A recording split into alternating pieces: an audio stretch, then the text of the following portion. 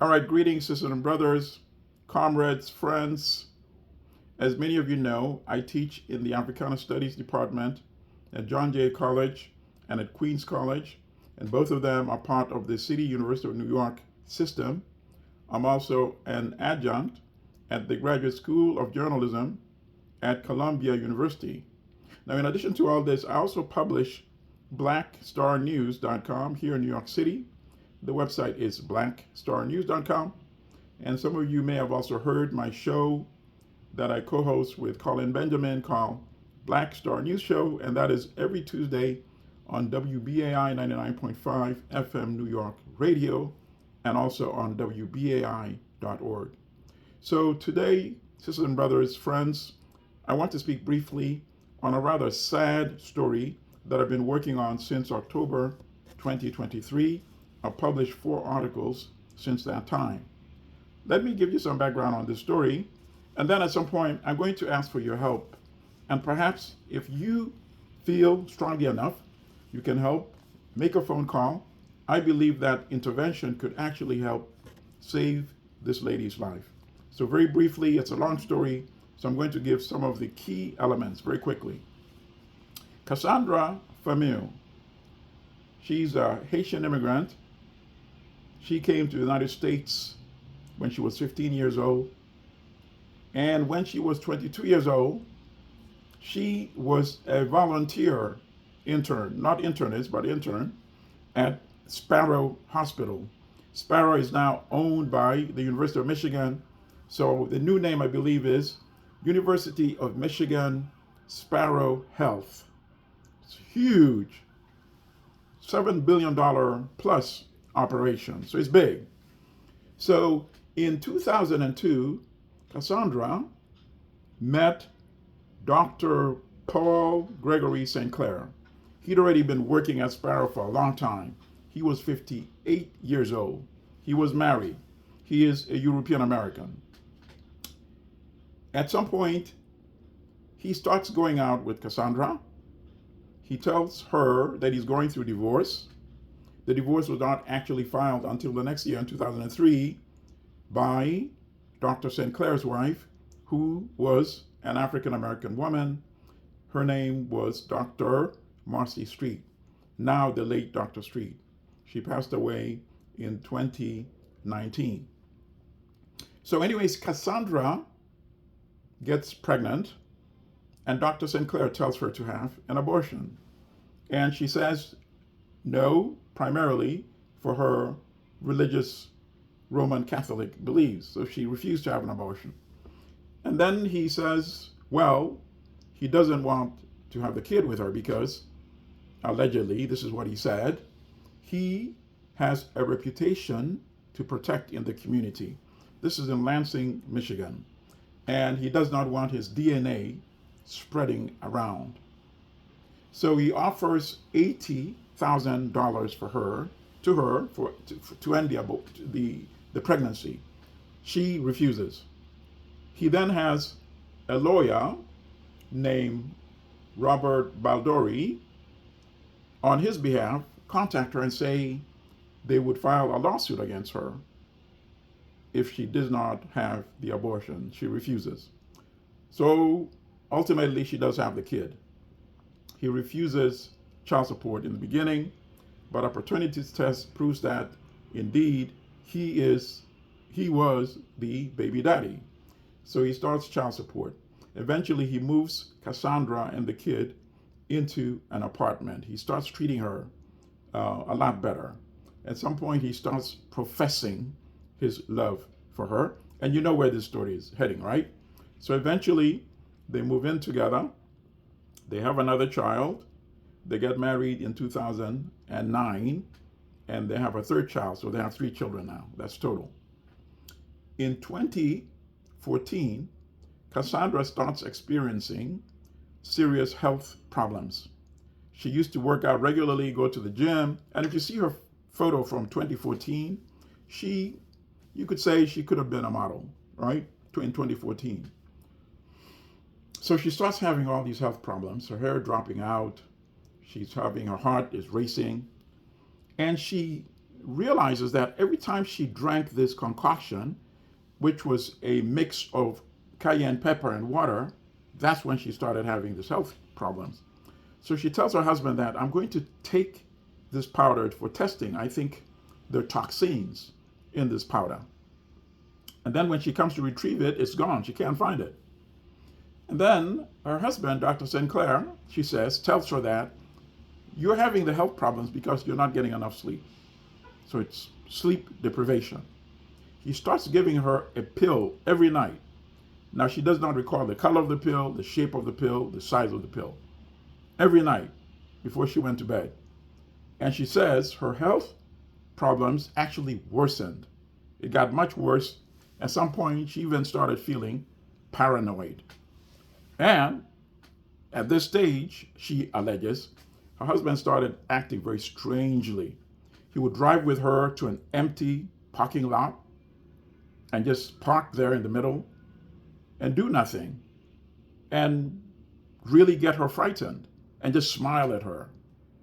And then he would say things at some point like, how would you feel if I invited somebody to come to our home and pop you? And he's mimicking a gun with his fingers. So the paranoia, the panic attacks worsens for Cassandra. And at some point, she even starts getting treated for panic attacks at Sparrow Hospital, where Dr. Sinclair works. And one day, she felt really frightened of her husband. So she runs across the street to a neighbor's home. She refuses to come back when Dr. Sinclair goes to the home to try to get her back. Dr. Sinclair calls Cassandra's younger sister, who also lives there in Lansing. She comes there, and then together, they take her to Sparrow Hospital. That was the first time Dr. Sinclair had her committed to the psych ward at Sparrow Hospital. The second time was after they had a fight, an argument, and she pulled out a knife and started slashing the sofa.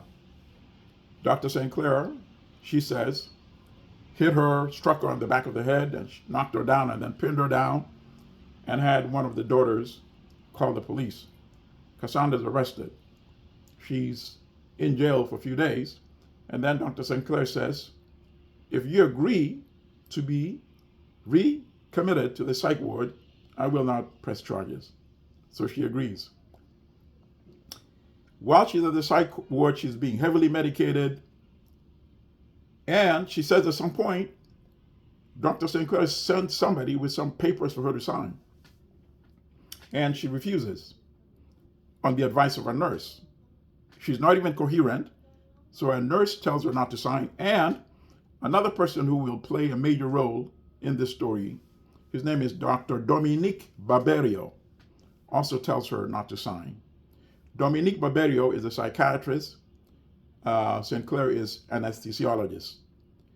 Dr. Dominique Barberio and Sinclair are friends.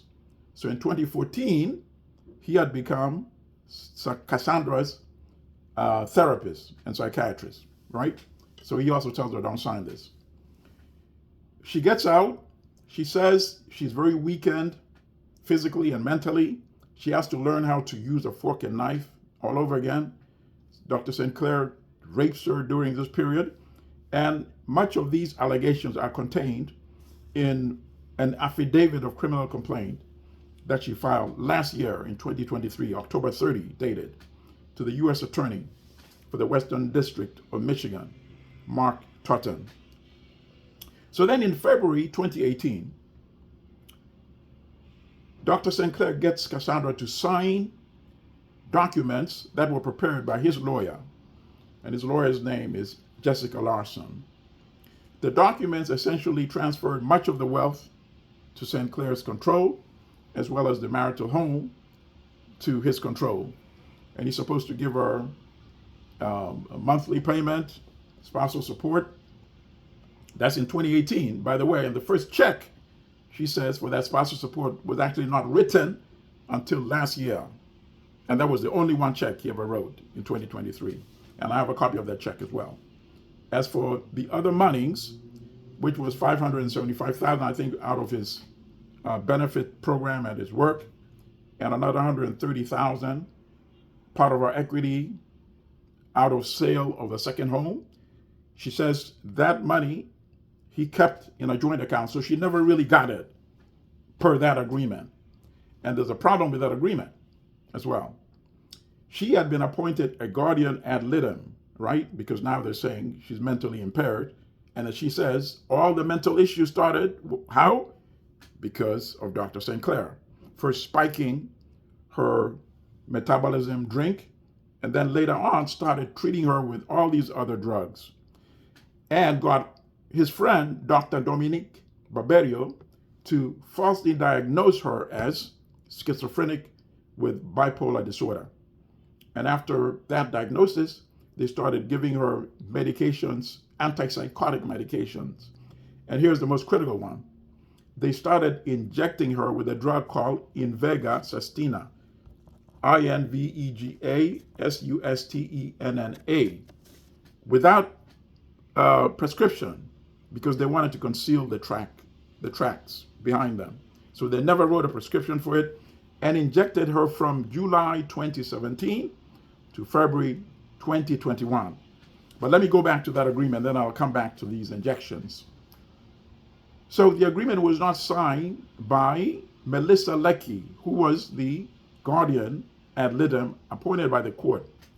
And I think she did not sign it, possibly because she knew the agreement was egregious. I suspect that's the reason why she signed it. I've contacted her numerous times. She's not responded to any of my messages as to why she never signed this agreement. And my question is, how could that agreement be valid with the signature spot of the guardian ad litem left blank? But anyway, as far as Sinclair is concerned, he's been enforcing that agreement. So he deprived his wife of any resources. Now she's wholly dependent on him. And he's literally treating her like a slave, like an enslaved person, cleaning the house, cooking food, taking care of the kids. And listen to this. Listen to this one. He also occasionally would have Dr. Barberio come to their home and inject her with Invega Sustenna, allegedly, as punishment.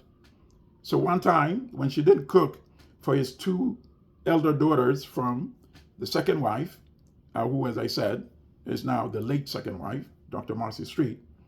By the way, the first wife was a European, and supposedly, allegedly, she just left to go to her home country in Europe many years ago and never came back. And then Dr. Marcy Street was the second wife, who's now dead. The current wife is Cassandra Fameux. So when she didn't cook, he was angry, so he called Dr. Barberio, allegedly, who came and injected her at home. And how do we know that he used to come and inject her at home?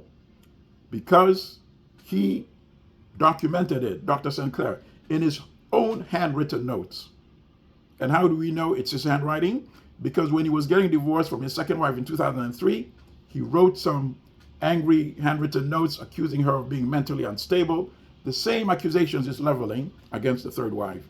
And the handwritings match. So he recorded a visit in 2020 when Barberio came to inject his wife at home. So this is the scenario.